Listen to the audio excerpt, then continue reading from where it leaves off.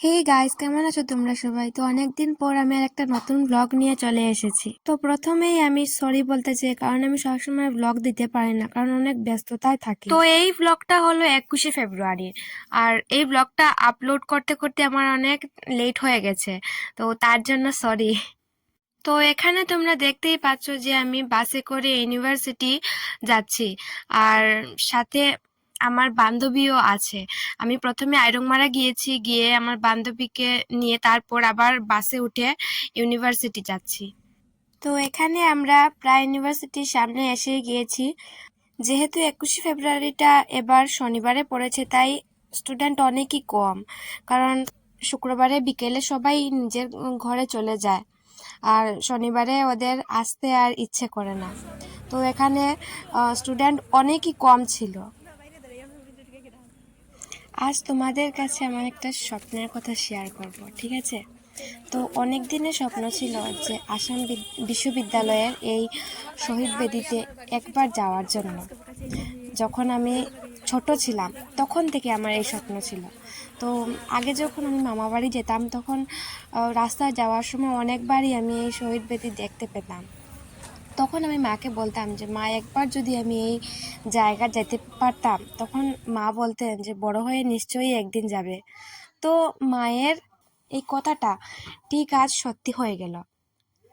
আজ সেই স্বপ্নটা আমার পূর্ণ হলো। তো খুবই ভালো লেগেছে আমার এখানে গিয়ে। তো আমার এই কথাটা শুনে তোমরা অনেকেই হাসাহাসি করবে, কিন্তু আমি জানি মানে আমি এখানে গিয়ে আমার যে অনুভূতিটা হয়েছে আমি তোমাদের বলে বোঝাতে পারবো না। তো যাই হোক, আমাদের ভাষা রক্ষার জন্য যারা নিজের প্রাণ দিয়েছেন তাদেরকে স্মরণ করে আমরা এখানে ফুল অর্পণ করলাম।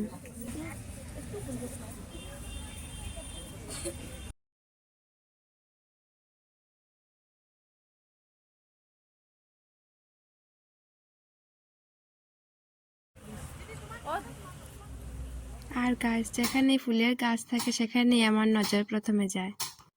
তো গাইস, তোমরা আমার ব্যাকগ্রাউন্ডের সাউন্ডগুলো একটু ইগনোর করবে, কারণ আমাদের বাড়িতে একটু কাজ চলছে, তাই একটু ঠাস ঠুস শব্দ করছে। তো এখানে খুব সুন্দর সুন্দর ডালিয়া গাছগুলো লাগানো হয়েছে, 2-3 রঙের এখানে আছে। আর সামনে যখন সিঁড়ি দিয়ে আমরা শহীদ বেদির দিকে নামবো, তখন তোমরা দেখতে পাবে যে কত সুন্দর সুন্দর গোলাপ ফুল রয়েছে। ওয়াও, জাস্ট আমার মানে দেখে এত ভালো লেগেছে এই গোলাপ ফুলগুলো। তোমাদেরকে দেখাচ্ছি তারা। এই যে এই দেখো, এত সুন্দর সুন্দর গোলাপ ফুল। ইচ্ছে করছিল এখান থেকে একটা নিয়ে নিই, কিন্তু নিতে তো পারবো না। তো তারপর আমরা বাসে করে ডিপার্টমেন্টের এখানে যাব, আর ডিপার্টমেন্টে গিয়ে আবার আমরা মানে আমাদের ডিপার্টমেন্টের সামনে আরেকটা শহীদ মিনার রয়েছে। মিনার না, অ্যাকচুয়ালি শহীদ বেদি রয়েছে। তো সেখানে আমরা আবার ফুল অর্পণ করে তারপর আমাদের একটা ছোট্ট প্রোগ্রাম ছিল, প্রোগ্রাম আমরা অ্যাটেন্ড করেছি। তো প্রোগ্রামের মধ্যে নাচ গান ইত্যাদি হয়েছে। তো সবগুলোর ভিডিও আমি করতে পারিনি, আমি কিছু কিছু করেছি, সেগুলো এখানে শেয়ার করেছি, তোমরা দেখবে।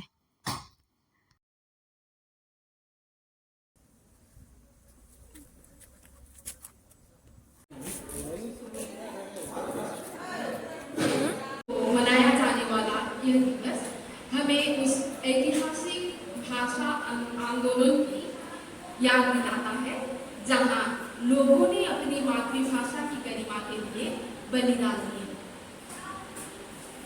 Now, I would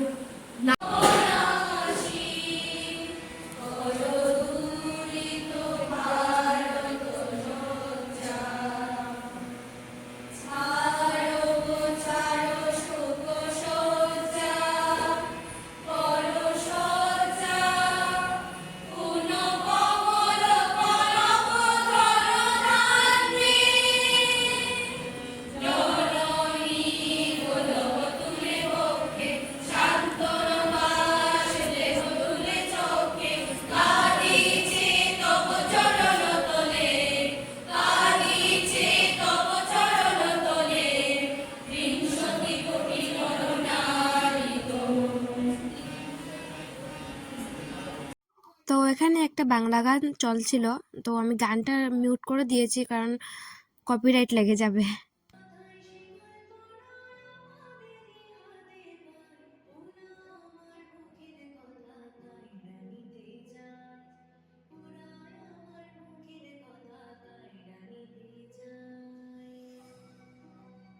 বুকে গর্ব রঙ্গমোহন, সৃষ্টির নবমঞ্চে মোরা গর্ব দিনবোধন।